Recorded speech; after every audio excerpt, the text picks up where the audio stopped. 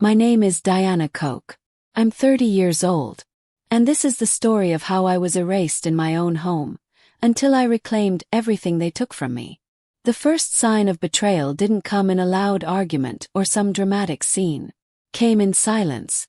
The kind of silence that wraps itself around you like a blanket, until you realize you're suffocating. I bought the house last year. 3 bedrooms, 2.5 baths, a modest backyard. South Austin. Nice enough to feel successful, small enough not to feel alone. I was a software engineer at a cybersecurity firm. One of the few women in the division, and probably the only one under 35. With my $140,000 salary and no kids, buying a home on my own at 30 wasn't a dream.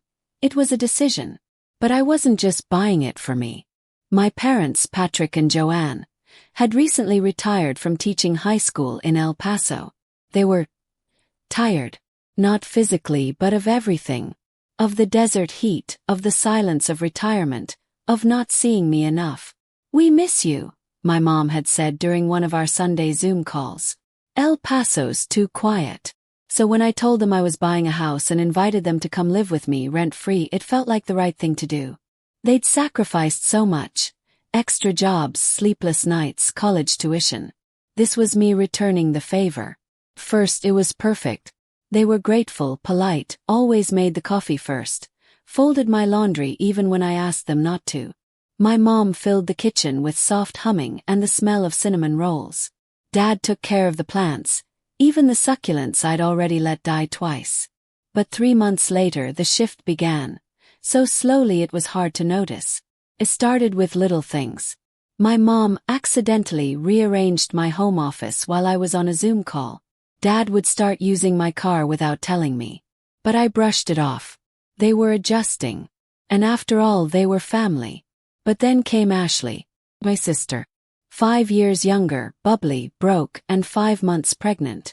When Mom asked if Ashley and her husband Mark could stay, just a few weeks, while he looked for a job, I hesitated. I knew what a few weeks meant. It meant forever in family time. Still I said yes. I even stocked the guest room with new sheets. But what I didn't expect was how fast my life would disappear. They arrived 2 days later without waiting for my permission.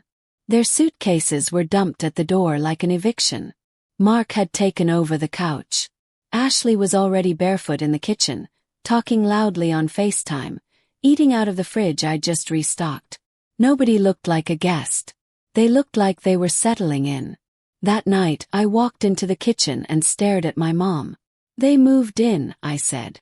She looked at me like I was overreacting. "Just until the baby comes. You understand, don't you?" Well, I didn't. But I said nothing. Because silence had always been easier. A week later, Ashley knocked on my bedroom door. Pregnant, belly round beneath a borrowed hoodie. "I know this is your house," she said gently. "But could Mark and I have the master bedroom? Just until the baby's born. You could use your office as a temporary bedroom." I just stared. She was asking me to give up the only space in the house that was mine. My sanctuary. I didn't answer. Not then. But I should have. Because 2 days later I came home early from work. My bedroom door was open. And inside. My bed stripped. My dresser in the hallway. A crib in the center of the room. Ultrasound pictures taped to the wall. And Ashley, folding baby clothes like she belonged there. I couldn't breathe. "Oh hey," she said like I was interrupting her. "I thought Mom told you." Well, she hadn't. Nobody had. Because somewhere along the way, I had stopped existing in my own home. I didn't speak. Not to Ashley, not to my mom. Not even to Mark, who passed me in the hallway like I was a guest in my own house. That night, I slept on the floor of my office. No bed, just a foam yoga mat and the old throw blanket from the couch. My ergonomic chair had been pushed into the corner, and my monitors unplugged to make space for a makeshift bed I never asked for. It was cold. But it wasn't the air that chilled me. It was the realization that no one in this house saw me anymore. Not as the daughter who built this life. Not as the woman who paid the mortgage, not even as a human being with limits. The next morning I walked into the kitchen. The usual breakfast smell was gone. Instead, the table was covered with baby items. Bottles, burp cloths, canister of formula. My seat was gone. Not just taken, gone. Replaced by a baby bouncer. There wasn't a plate for me. No cup of coffee. No acknowledgement. "Morning," I said flatly. No one answered. Ashley continued her conversation with Mom. Mark sat in the living room with the TV on, his feet on the coffee table, chewing loudly on toast made from my groceries. I opened the fridge. The almond milk I bought for myself was replaced with some off-brand juice. My favorite leftovers vanished. In their place, half-eaten pizza, mystery Tupperware, and a giant tub of cookie dough. I slammed the fridge door and walked straight back to my office. That's when I opened my laptop and Googled it. Texas residential eviction law. My hands trembled, not from uncertainty, but from the pressure that had finally snapped. I wasn't just hurt anymore. I was angry. Coldly, clearly, calmly angry. By noon, I had downloaded the state forms. I printed out 2 sets of 30-day notices. One addressed to Ashley and Mark. One to my parents. I signed both. I slipped them into clear plastic folders. And I waited. It rained the next morning. A soft, steady drizzle that made the house feel quieter than usual. I waited until the hallway cleared and stepped out. Ashley was on the couch, a blanket over her swollen stomach, scrolling on her phone. Mark beside her, same old bag of chips in hand. I didn't say a word. I placed both envelopes on the coffee table. Ashley looked up. "What's this?" I stared straight at her. "You have 30 days to leave. If not, I'll file an official eviction with the county." Her mouth dropped open. "You're evicting a pregnant woman." "No," I said. "I'm evicting someone who has repeatedly violated my home, ignored every boundary, and treated me like a ghost. Being pregnant doesn't give you a free pass to disrespect people." Mark sat up. "You're insane. We're family." "Exactly," I said. "And if family treats me like this, they don't get to live here." Just then, Mom appeared from the hallway, her face pale. "You're kicking out your sister," she whispered. He nodded. "And you?" Her eyes widened. "I warned you, Mom. You watched them walk over me for weeks. You opened my bedroom door to them. You stood by while I lost everything in this house." Silence. The kind that's louder than any shout. Ashley's eyes filled with tears. Mark stood and stormed upstairs, muttering under his breath. But I didn't move. I didn't flinch. Because I'd spent too long being the daughter who kept peace by swallowing pain. That night, I left a 3rd envelope on the dining table. This one had my parents' names on it. They had 30 days too. The office became my cave, my place of exile. I ate there, worked there, even sat there in the dark some nights listening to the dull hum of the house around me like I was a ghost haunting the space I bought. No one spoke to me the next morning. The kitchen was silent, but not empty. My mother was wiping the counter, avoiding eye contact. Ashley sat at the table, crying softly, while Mark stood outside on the porch with a phone pressed to his ear, pacing like a caged animal. I didn't look at any of them. I walked past them with my head held high and poured myself a cup of water. My coffee had been replaced, again, by some herbal blend Ashley liked. Mom finally turned and spoke. "Is this really what you want, Diana? Is this who you've become?" I turned around calm. "No, Mom. This is who I had to become. Because being nice made me invisible. Being generous made me disposable." Her face changed. The guilt was starting to crack through. But still, she didn't apologize. She looked at Ashley, at the baby bump, at the fragile illusion of family she'd been protecting, and stayed silent. But silence was no longer a shield. Not for me. That evening I got a call from my cousin Ellie, who lived nearby. "Are you okay?" she asked immediately. "Ashley called me crying. She said you're kicking her out while she's pregnant." Closed my eyes. "She didn't tell you what else she did, huh?" I told Ellie everything. The stolen bedroom. The disappearance of my food.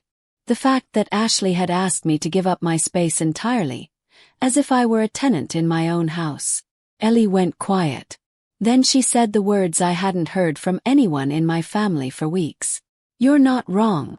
That night I slept better. Not because things were fixed, but because I knew, finally, someone understood. A week passed. Nothing changed except me. Mark began slamming doors loudly, muttering curses when I passed by. Ashley started leaving the baby stroller in front of my office door, as if daring me to trip.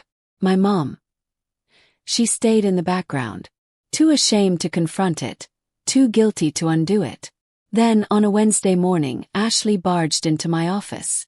"I've talked to legal aid," she said, arms crossed. "You can't just evict family without cause, especially a pregnant woman. You're going to look heartless in court." I didn't flinch. "I've documented everything. I've installed security cameras, have a lawyer, and I've given you more grace than you deserve." She scoffed. "You're pathetic. You think money makes you better than us." "No," I replied calmly. "But it does mean I pay for this house, and you don't get to take from me anymore." She stormed out. That was the moment I realized something powerful. I didn't need anyone's approval to protect myself. I didn't need to justify my peace. It was 5:12 a.m. when I finally accepted I wasn't just evicting freeloaders. I was unlearning a lifetime of guilt. I sat at the dining room table, alone, watching the sun begin to rise through the window. The house was still quiet, but I could feel the tension under its skin, like the very walls were bracing for war. That morning I didn't tiptoe. I didn't hide. Cooked breakfast. For myself. Bacon, eggs, sourdough toast. I made my coffee the way I liked it. Black, 2 cubes of sugar. Not that lemon chamomile nonsense Ashley kept pushing into the cupboard. I ate at the dining table, reclaiming the seat they'd replaced with a baby swing. By 8 o'clock they were all up. The smell must have woken them. Ashley waddled into the kitchen first, eyes puffy from crying, still in that oversized t-shirt she'd borrowed from my dad months ago. Mark followed behind, yawning. He glanced at the plate in front of me and muttered, "Nice to see someone's enjoying themselves." I said nothing. Ashley opened the fridge. "Where's the almond butter?" I took a bite of toast. "I threw it out." Mark snorted. "Petty, aren't we?" I looked him square in the eyes. "No, Mark. Just finished being exploited." He stepped toward me like he wanted a confrontation, but my voice stopped him. "Touch me, raise your voice at me, or throw another tantrum, and the cops won't just escort you out. They'll book you for harassment. Have cameras. Have lawyers. Try me." Ashley stepped between us. "This is insane." "No," I replied. What was insane was thinking I could be erased in my own home and stay quiet. Then I stood and walked out, calm, collected, in full control. That evening, I sent a final written warning by certified mail to Ashley and Mark. It included the footage timestamps, expense logs, and a detailed timeline of their behavior since they moved in. The envelope was thick, a legal wall they couldn't ignore. The next day, I overheard Ashley crying in the hallway. "She's really going through with it. I thought she'd break by now." Mark's voice bitter. "She's bluffing. Watch, her guilt will catch up." But they didn't know me anymore. Not the me who had spent nights crying into a pillow. Not the me who sacrificed space, food, and peace to keep everyone else comfortable. Not the me who lived off praise for being the good daughter. That version of me died the night they took over my bedroom. Later that week, Mom knocked on the office door. Her eyes were tired. "Can we talk?" He nodded. She came in, holding the same shawl she used to knit on the couch when we still felt like a family. "I want to apologize," she said softly. "I let this go too far. I didn't protect your space, and I didn't stand up for you. I didn't respond right away." She continued. "I thought I was helping Ashley. But I see now I was hurting you." I met her gaze. "Why didn't you stop them when they moved into my room?" Her voice cracked. "Because I thought you were strong enough to take it." I swallowed hard. That was it. They had mistaken my strength for endurance, my kindness for permission. And that was the final betrayal. I didn't yell. I just nodded. From now on, that won't happen again. She reached out and touched my hand. No, it won't. I thought the worst was behind me. That the legal notices, the confrontation, the quiet acknowledgement from my mother had put an end to the madness. But I was wrong. Because people don't just leave when you ask them to. Not when they're entitled. Not when they've convinced themselves that your life is theirs to occupy. It was day 23. 7 days left on the notice. Mark hadn't packed a single box. Ashley continued ordering baby items online. Items that piled up in the living room, in the hallway, even in front of the office door like some absurd form of passive-aggressive protest. Bassinet. Sterilizer. Diaper towers. Things that silently screamed, "We're not leaving." They thought I was bluffing. I wasn't. I'd already scheduled the constable, filed the court motion, paid the legal fees.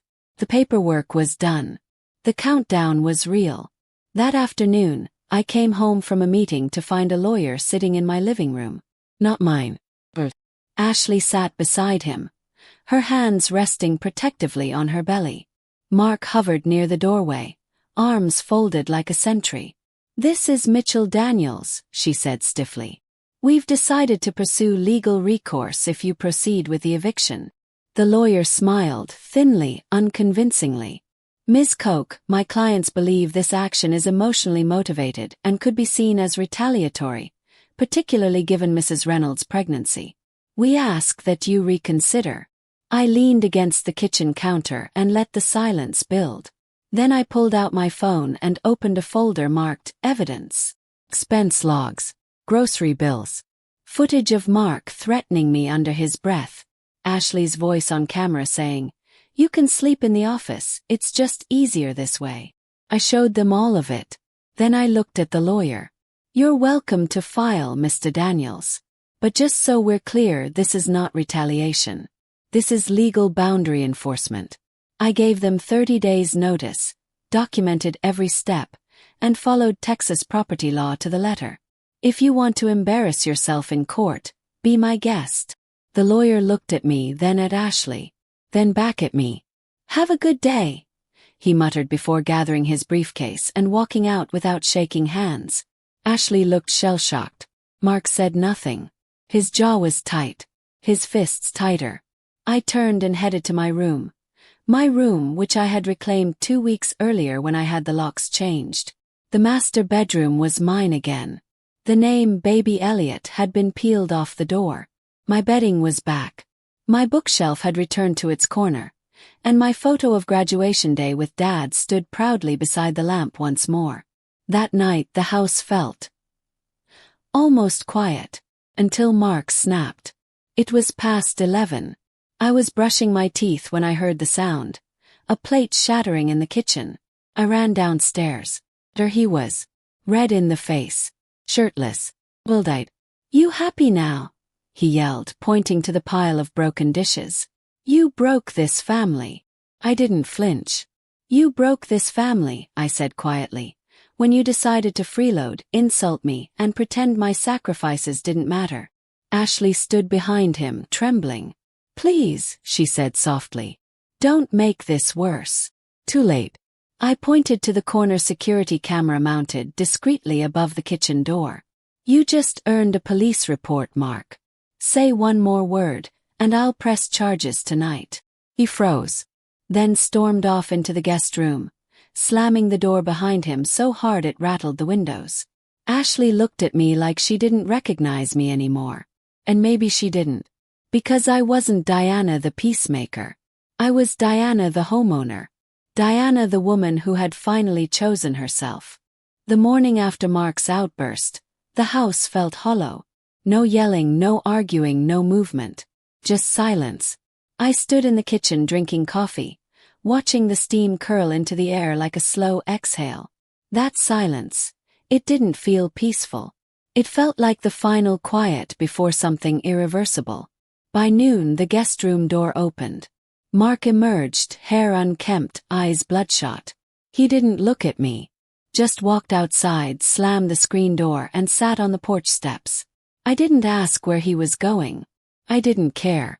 Ashley came down next. Her eyes were puffy, but she wasn't crying. Just, I want to talk, she said, her voice almost a whisper. I said nothing, but I didn't walk away either. She sat across from me, both hands on her belly. You were right, she said. I didn't see it until now. I let myself believe this house was mine because it was easier than admitting I was scared. I raised an eyebrow. Scared? She nodded. Mark lost his job. I was 5 months pregnant. We had no savings, no backup plan. I saw your house, your peace, and I grabbed it like a lifeline. I just didn't realize I was drowning you in the process. For the first time in weeks, I saw the sister I used to know. But I didn't soften. Because regret, while honest, doesn't erase damage. You didn't just overstay, Ashley. You took my bed, my space. You made me invisible. She looked down. I know, she whispered. I stood up. I don't hate you. But I don't trust you anymore either. She nodded, quietly accepting it. That evening, Mom came into my room. I spoke to your father, she said. We'll start looking for a condo. Maybe a 1-bedroom near the lake.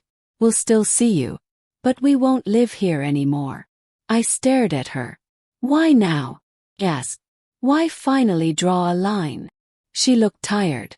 Not physically, but emotionally drained, like a dam that had held too much for too long. Because I watched you do something I never could, she said softly. You stood up. You held your line. And I realized. Maybe I'd spent my whole life confusing sacrifice with silence. We didn't hug. We didn't cry. We just stood there in the quiet understanding that something had broken, and maybe something else had finally healed. The next morning at 7:43 a.m., the front door opened. Mark rolled out 2 suitcases and placed them by the driveway. Ashley followed with a duffel bag slung across her shoulder and the folded stroller in one hand. No words. No dramatic goodbyes. Just the final act of a failed trespass. As they drove away, I didn't wave. I didn't even move from the window. Because this wasn't closure. This was reclamation. When the SUV disappeared down the street, I stood there for a long time. Hands wrapped around a cooling cup of coffee, not knowing whether to cry or breathe. They were gone. Ashley. Mark. The noise. The pressure. The slow erosion of my space, my voice, my worth. But the silence that followed wasn't peace. Not yet. It was weight. A heaviness in the air that only comes when the people you love most leave behind the worst parts of themselves. In your home, in your heart. That night I didn't eat with Mom and Dad. I stayed upstairs. Reclaimed my room. Lit a lavender candle. Played a quiet piano playlist. I needed to feel what it was like to live in this house as me again. Not a ghost. Later, just past 10, there was a knock at the door. I didn't jump. I didn't brace. I simply said, "It's not locked." Mom walked in, carrying her old photo album. She sat on the edge of the bed like she used to when I had nightmares as a kid. She opened to the first page. Me, 5 years old, holding a purple lunchbox, a gap-toothed grin that didn't know yet how families fracture. We flipped through the photos in silence. Christmas mornings, burnt birthday cakes. That time Dad forgot to buy wrapping paper and used newspaper instead. Then softly she said, "You were always the one who held us together." I shook my head. "No, Mum. I was just the one afraid of letting go." She looked at me, eyes moist. "And when you finally did, it saved all of us." We didn't say much more. There was nothing left to explain. I told her they could stay, her and Dad, but under new terms. Respect. Boundaries. A shared schedule for groceries, cleaning, utilities. And one unbreakable rule. No one ever moves in without my written approval again. She nodded and kissed my forehead before leaving the room. The next morning, I came downstairs to find a note on the dining table. Dad's handwriting, messy but warm. "Sweetheart, your mom made pancakes. Orange juice in the fridge. We'll be at the farmer's market. Want us to grab anything for dinner?" No apology. No drama. Just effort. Just change. And that was enough. That weekend, I donated the crib and baby items. Sold Mark's game console. tossed the chamomile tea. But I kept one ultrasound photo. Not out of sentiment, but as a reminder of what happens when you don't draw a line, of what you lose when you let guilt write the rules, of what it took to become someone who doesn't fold just because someone's crying. I don't know if Ashley will ever forgive me. I don't know if Mark will ever say thank you for the months of free rent, food, and electricity. I don't expect either. But I do know this. They'll never forget the moment they realized I wasn't afraid of losing people who had already stopped seeing me. This house isn't just a roof and four walls anymore. It's a line in the sand. It's the proof that love without boundaries becomes entitlement. And silence isn't peace. Silence is surrender. I'm done surrendering. Some battles are not fought with fists or raised voices, but with steady hands and a firm no. Diana's story reminds us that family does not give anyone the right to erase your boundaries, your dignity, or your peace. Because when love is used as a weapon, the bravest thing you can do is defend yourself. If this story hit close to home, share your thoughts in the comments. Would you have done what Diana did? Or would you have handled it differently? Subscribe to Revenge Echoes for more real, raw, and powerful stories that speak louder than revenge.